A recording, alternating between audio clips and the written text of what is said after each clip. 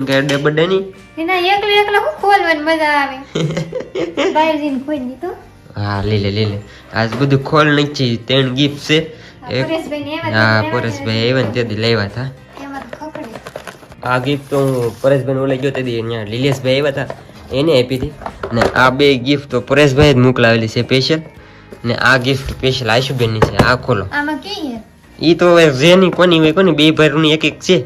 મને યાદ નહીં રહ્યું આમાં કે આમાં અંદર આમાં ખકડે આમાં ને ખકડતું ખકડતું નહીં હોય ને તારું હોય છે. આ ખકડતું નહીં મારું હો. આ આમાંય ખકડે તો આ મારું હે. હા ઈ ખોલ તો પેલા. હા હા હા ફૂદડું તો તારે પાછું હટાડવું પડશે. ફૂદડું તો મારે જોતાનું જ હોય એટલે હાંસીને મેકવું પડે. શું છે એમાં? ખોલ એટલે ખબર પડી જાય આગળ શું હોય છે એમ. અંદાજ મારતી હતી પણ કઈ હતું ખબર નહીં પડતી. ખોલતા વાર લાગશે ભાઈ.